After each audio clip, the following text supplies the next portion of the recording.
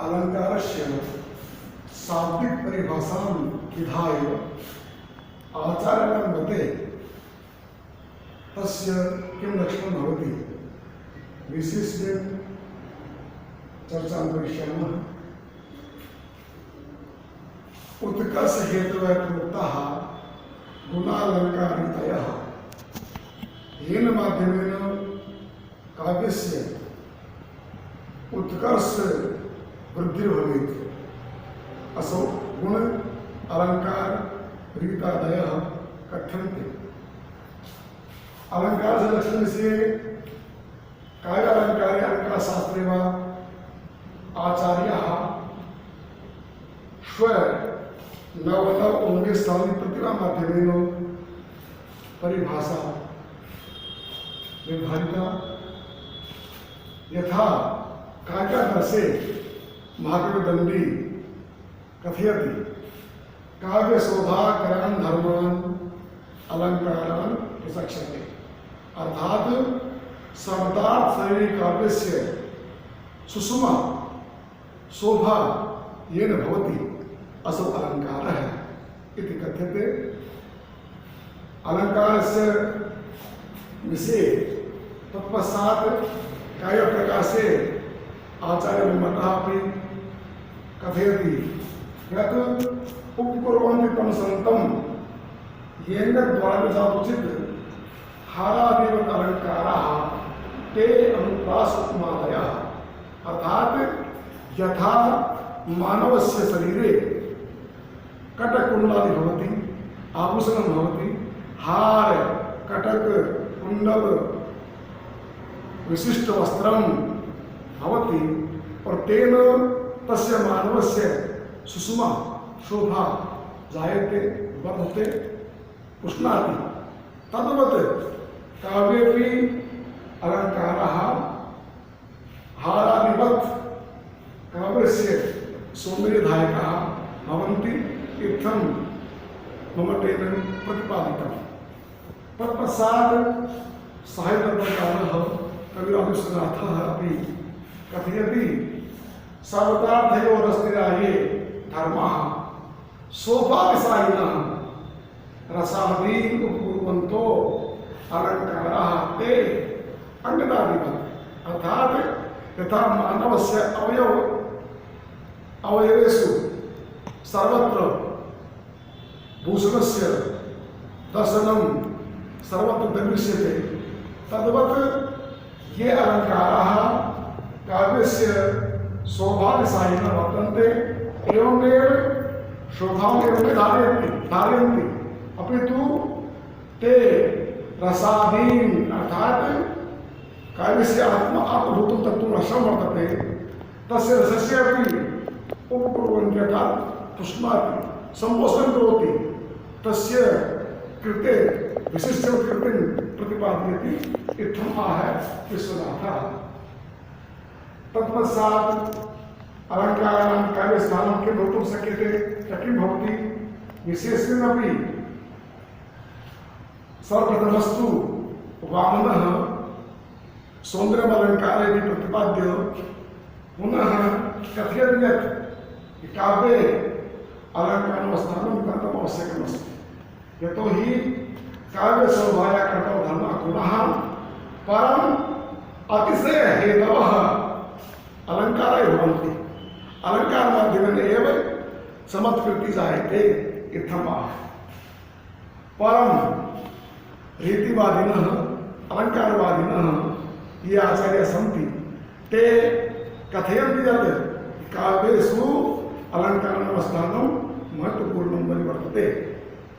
अलंकारं विना काव्यं न भवितुं शक्यते इत्थम् आहते। परं यतोहि ध्वनिवादिनः मम्मट आनवरत्नादयः कथयन्ति कि काव्ये अलंकाराणां स्थितिः तादृशी भवति यादृशी व्यङ्ग्यस्य अर्थात प्रतिमानस्य अथवा ध्वनिः वर्तते।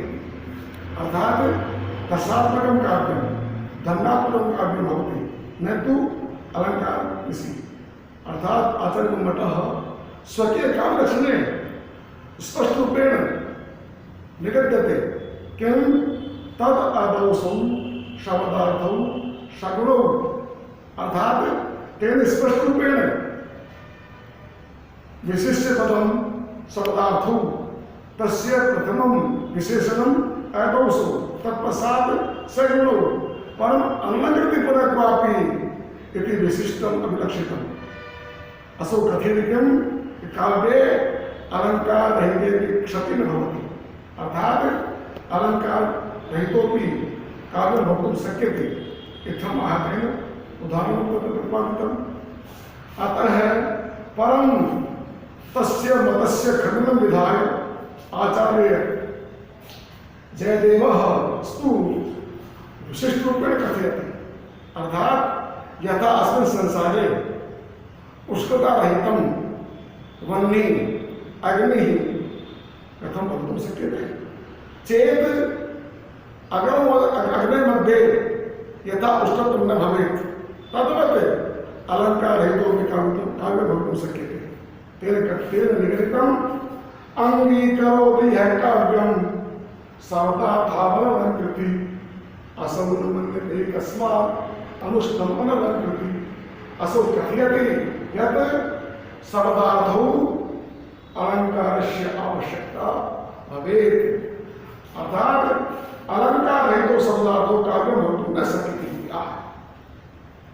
तेन उदाहरणं प्रतिपादितम् उष्णत्वरहितं वह्नि न भवति कुत्रापि, तद्वत् अलंकार रहितो काव्यं न भवति, अलंकार रहितं काव्यं न भवति कुत्रापि इत्थम् आह।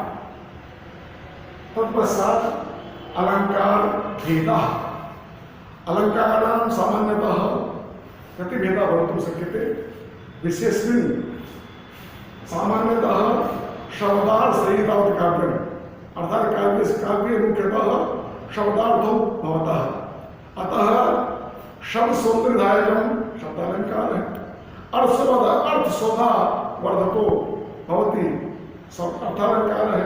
एवमेव शब्दार्थौ अत्र औभ्यात्मिक स्थितिः भवितुं शक्यते, यतोहि शब्दार्थौ काव्यं शब्दार्थौ सहितो काव्यं शब्दार्थौ सहितो भवति सहितौ इत्थं भावना कथयति। तेन शब्दार्थालंकारो भवितुं शक्यते, यतोहि जिस प्रकार से शब्द अर्थ से निर्मित काव्य होता है उसी प्रकार से शब्द की सुंदरता बढ़ाने वाला शब्दालंकार, अर्थ की शोभा वाला अर्थालंकार और शब्दार्थों सहितों इस प्रकार से काव्य मानते हैं, तब शब्दार्थ या उभयार्थ मूलक अलंकार भी होता है। अब शब्दालंकार किसे कह सकते हैं लोग, इसी में शब्द अलंकार, शब्द की अलग शोभा को करने वाला, इसको सामान्य कह सकते हैं शब्द परिवर्तन असहत्वम, जो शब्द के परिवर्तन को सहन न करे वो होता शब्दालंकार। जिस प्रकार से हिंदी में कह सकते हैं लोग उदाहरणतः कनक कनकते सो गुण मादक का अधिकार, वो खाए वो राय है वो पाए वो राय। यहाँ पर हम लोग कनकार स्वर्ण है, एक का नाम धतूरा है, उस स्वर्ण के स्थान कनक के स्थान पर हम लोग स्वर्ण हेम जीमूत हिरण्यगर्भ ऐसा करते हैं, इसका अर्थ एक निकलता है, तो वहां पर यमक अलंकार नहीं रहेगा, क्योंकि यमक अलंकार के अंदर सब युगल होता है, पद युगल की स्थिति होती है, इसलिए कनक कनक है तो यमक है, हेम कर दिया तो शब्द अलंकार नहीं रहेगा। इसलिए कह सकते हैं लोग शब्द परिवर्तन असहत्वम, शब्द के शब्द को बदल दिया आपने तो अलंकार भी नहीं रहेगा। असहत्वम न सहत्वम असहत्वम, जो शब्द के बदलाव को सहन न करे वो शब्द अलंकार होता है। अर्थालंकार में अर्थ की भ्रांता है, वहां अर्थ चाहिए, शब्द कोई हो सकता है, वहां पर हम लोग शब्द को चेंज कर देंगे बदल देंगे तो भी कोई दिक्कत नहीं है। हमें अर्थ वैशिष्ट अर्थ की समझ करने की आवश्यकता है। अंतर इसलिए शब्दालंकार में आते हैं अनुप्रास, यमक, वक्रोक्ति आदि अलंकार जो हम लोग काव्य प्रकाश में अध्ययन करेंगे। अर्थालंकार इसमें उपमा, रूपक, उत्प्रेक्षा आदि बहुत सारे अलंकार हैं। और जो व्यापक अलंकार है, शब्दार्थ अलंकार कहते हैं, उसमें शब्दनिष्ठ और अर्थनिष्ठ दोनों प्रकार से शब्द होती है। वो है श्रेष्ठ अलंकार। श्रेष्ठ अलंकार है एकमात्र ऐसा अलंकार माना गया है जिसमें शब्द सौंदर्य भी है और अर्थ सौंदर्य भी है। इस प्रकार से ये अलंकार की स्थिति होगी। इस पाठ्य बिंदु को जो हम चर्चा की है, इसी नई बात आती है आचार्य रूपक, जिन्होंने अलंकारों को गुण और धर्म के हिसाब से आपस में संगत कहाँ है, विषमता कहाँ है, गुण और धर्म उनको आधार मान करके 7 प्रकार से लक्षित किया। 7 प्रकार के भेद किए हैं। उसमें आते हैं साम्य मूलक है, विरोध मूलक है, न्याय परक है, कार्यकारी परक है, इस प्रकार से श्रृंखला परक है। 7 प्रकार के बताए गए हैं जिसको हम आगे उदाहरण रूप में अलंकार का अध्ययन करेंगे तो पढ़ेंगे। इस विवेचन का उद्देश्य जो मेरा है वो यह है कि हमारे साहित्य में एक पंचम पत्र है, उसमें काव्य विमर्श जो पुस्तक है उसमें 6 संप्रदाय हैं। उसका प्रथम संप्रदाय अलंकार संप्रदाय है। उसमें यही जो आज हमने चित्रण किया है यही पाठ्य बिंदु है, यही पाठ्य विषय है। इसी प्रकार से हमने अलंकारों का निरूपण, अलंकारों का विवेचन, अलंकारों का समझ ज्ञान कर लिया। उसके बाद में उनके लक्षण नाम के हिसाब से उदाहरण, ये भी हमारे आचार्य द्वितीय खंड के साहित्य के प्रतिपत्र में काव्य प्रकाश में जो 2 उल्लास हैं, नवम दशम उल्लास, उसमें शब्दार्थ का अर्थात का विवेचन है, वो अध्ययन करेंगे। सभी विद्यार्थियों के लिए, चाहे वो शास्त्री के पढ़ने वाले हों या आचार्य पढ़ने वाले हों या प्रतिभागी हों, प्रतियोगी हों अथवा हिंदी विषय के हों, सभी के लिए जो साहित्य की साधना करने वाले हैं उनके लिए अलंकार का अध्ययन नितांत आवश्यक है। जय संस्कृतम, जय भारत।